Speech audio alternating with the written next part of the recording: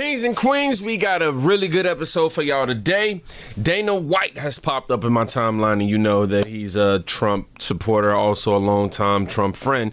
But UFC CEO Dana White and Bill O'Reilly just cooked Mark Cuban. Now, you know Mark Cuban been, saying a whole lot of frivolous, calling women weak and unintelligent around Trump. But I digress. Yes, big supporter of former President Trump. Introduced the former president at the RNC, did a very good job, and spoke at his recent MSG rally as well. He is the CEO and president of the Ultimate Fighting Championship, Dana White. Dana, thank you very much for joining us. Thanks for having me. Haven't met you before, but I am a huge fan of the UFC, and I appreciate what you've added to the culture in that regard. Now, when you listen to Mark Cuban, economics as a businessman, but also in relating it to what you see in the people around you and what you're hearing. What do you believe his argument, how it lands with the voters, Dana?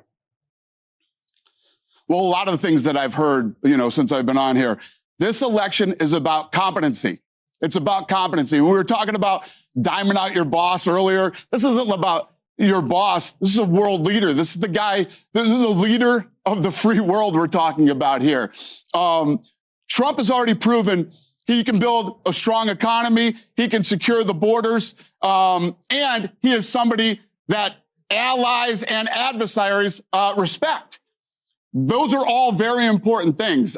She has never, what has she proven? What has she done over the last 4 years? And you cannot make the excuse that she was the vice president and she wasn't in charge of anything. I think that's ridiculous. She is the sitting vice president of the United States right now. She's proven nothing. She's done nothing. I think she's in over her head. She knows she's in over her head, and nobody who is intelligent like Mark Cuban, Stephen A., or any of these other guys can tell me they truly believe that she is the better candidate. I'm going to have Mark get in. I'm going to have Mark get in, but Dana, just... Nah, real quick, though, I want y'all to see Stephen A. Smith. That's him. This the guy right here. He's somebody whom's claimed that he would never vote for Donald Trump, but I believe he's way too smart, man. And you see your boy Mark Cuban, he over there trying to hold it together, boy. He couldn't hold it in no more. He busting out with it. Hold on, let's see what he got to say. Let me take it back just a little bit. Oh, too much. And over her head, and nobody who is intelligent like Mark Cuban, Stephen A., or any of these other guys can tell me they truly believe that she is the better candidate. I'm going to have Mark get in. I'm going to have Mark get in, but Dana, just clarify. Dana, clarify something, and then I'll have Mark Cuban respond if he wants, which I'm sure he does. Dana, can you tell me of a vice president you've ever heard of who did something remarkable on their watch? Not that they did anything. Let me tell you this. So go ahead. Think about this. Right, leading up to the debate, everybody was talking about that he's never been sharper. He's on top of his game. I was just in a meeting with the other day. They do the debate ends, and they figure out he's unfit to run, right? He's the sitting president of the United States. He's unfit to run. So now they slide her in, right? Nobody voted her there. Nobody voted Kamala Harris. If she went up against other Democrats, she would not be in the position she's in right now. Fact. Okay? Well, it's not a fact. They slide her in there. Really? How'd she do last time? How did she do last time? She was Biden's running mate, and they got 85 million votes. But I hear you. The process was a problem. Let Mark Cuban get in. Talk to your friend Dana. Dana, I love you. You're so wrong. Trump, inflation was up 25% over the Obama economy he inherited. Ask him about Yemen, where he decided not to take action and allowed 100,000 people to keep on dying in Yemen. Talk to him about his tariffs. What worked with his tariffs? He had 4 You see how they just queued up Bill O'Reilly? Chris Cuomo was like, all right, this one for you, buddy. years to make tariffs work with China. China kicked his ass. China took him to court, right? Because he didn't know how tariffs worked, and it hurt the economy. The economy was rolling along, and it got so hit by the tariffs that his appointment to the Federal Reserve, Jerome Powell, had to come back in and cut interest rates 3 times. And then we get to the real point of reckoning, the pandemic. And what does he do? He says, if we don't test people, the viruses didn't really happen. He holds back on resources, except for Vladimir Putin, to keep people from getting healthy. That is not an accomplished president, Dana. He has not done anything. What he got, he inherited. You know what? His administration was the same as his personal wealth. He inherited it. I got to jump in with course corrections here. Number one, the real wages, which is really the only economic barometer for the folks, was up 8.2% in the 4 years Trump was president. 8.2 across the board for working Americans. Fact. Under Biden-Harris, it is around 1%. No COVID pandemic. They have failed. Number two, inflation didn't start because Putin and the Arabs did anything. Inflation started, and I don't know whether you know this, Mr. Cuban, but Biden signed in his first week in office at least 20 executive orders, making it harder for every fuel company to harvest their product, whether it be fracking or oil or anything. The fuel company said, holy you know what, we're going to get hosed because our prices to get the stuff out of the ground are quadrupling. So we're going to do it retail now. That's what ignited it, not Putin and not Saudi Arabia.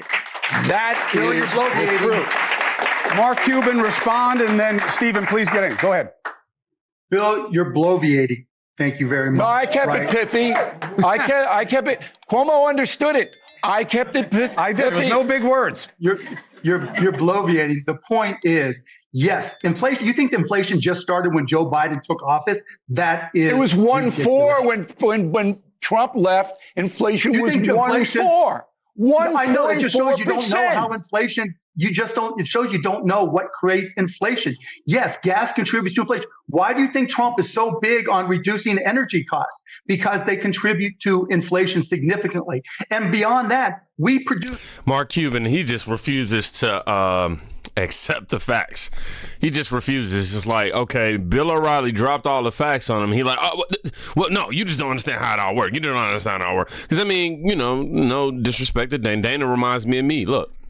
I don't understand the ins and outs of every single, corner as it pertains to politics. However, man, come on.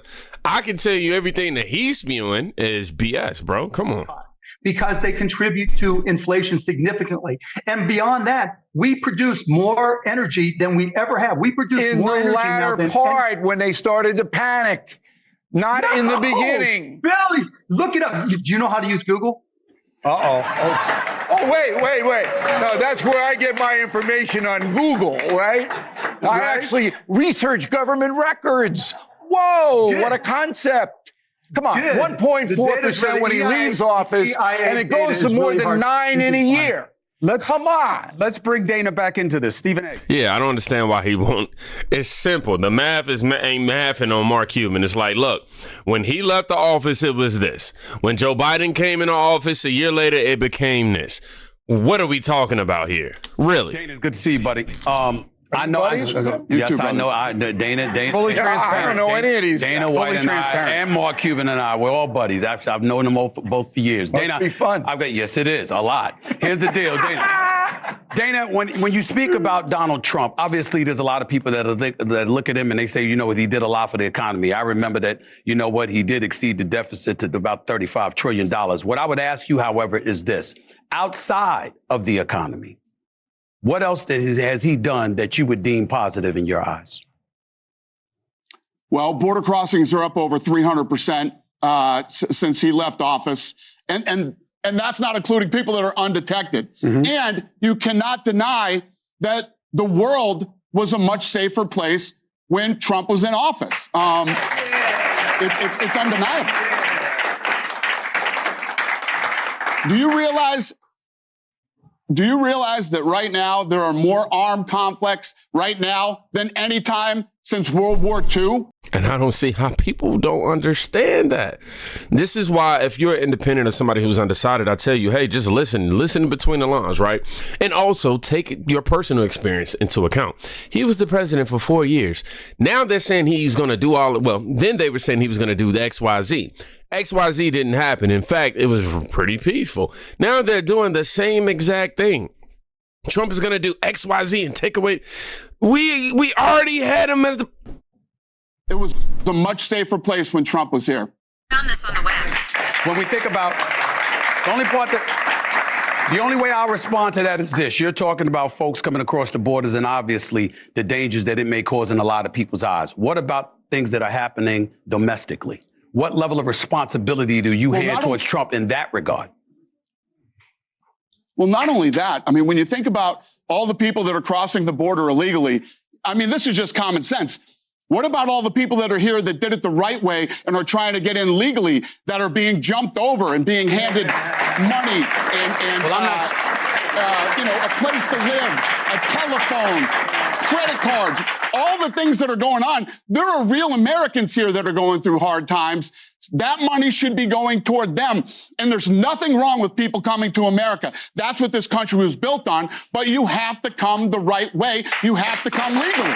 Man, Mark Cuban, that man needs to stay out of politics. Like, he needs to go ahead and go. It's word on the street that Kamala already told him, hey, kick rocks, man. Kick rocks in terms of doing any more press runs in her name, because every time he does, it just comes back with so much backlash.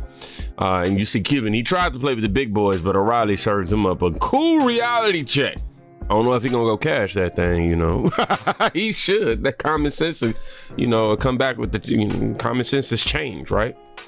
But this is one of them things that I'm kind of like, yo, Mark Cuban, even though I'm not well versed in a lot of these topics, you need to go ahead and stick to basketball, dog. Stick to just investing in stuff, you know what I mean? Because you clearly don't understand economics, okay?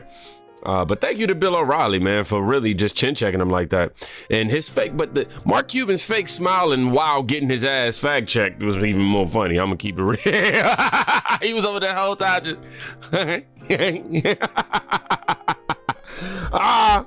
Oh man, they got the this is a photo that just popped up. Y'all gotta see this. This is a still shot that they took. Hold on. Somebody say chin ball face. And all right, his face was like he was so mad someone said he was wrong. Yeah, man, that's what happens when you are wrong. And he did point out something too, Bill O'Reilly, when Mark Cuban tried to come back all smart. Do you know how to, go? Do you know about go? That backfired on him quick. Bill O'Reilly, like, look, man, I look at official government websites. I look at official government, spaces. What is this? Now, during a town hall event with Dana White, Mark Cuban's critique of Donald Trump faced scrutiny from Bill O'Reilly. Cuban claimed that inflation has soared to 25% under Donald Trump and criticized his handling of China. And we all know how that turned out. O'Reilly countered by presenting data showing real wages had increased by 8.2% under Trump, compared to just 1% under Obama. I mean, I said Obama. Oh, well, I might as well have said Obama. Oh, Biden. That'll work. No, but yeah, compared to Trump's 8.2%, Biden was just under 1% under. Oh my God, I'm reading this and it's going whoa. I'm saying whoa because I'm over here like, how can Mark Cuban really sit here and have this much TDS to like be this oblivious? He also highlighted how Biden's early executive orders negatively impacted fuel companies, challenging Cuban's narrative on inflation. I don't even know why he wants to continue to try to defend Kamala Harris. I don't get it. Don't even make sense. I got to continue to say thank you to Bill O'Reilly for this, man. It's unbelievable how every clip from this town hall is different in length based on who's posting it. People conveniently pick the soundbite that supports their position. I agree. People do post clips, but, I appreciate the context. And it's definitely good to look at everything in full context instead of the clips. But yeah, I'll say this. Fact checking is based. Oh my gosh, Mark Cuban, look, dog, just go ahead and get back in the locker room with the players, bro. This ain't it for you. It ain't it. Because what you talking about is real information, misinformation. How the is woke Cuban a billionaire? He has no idea about the basic economics. Did he get funded by Epstein or did he?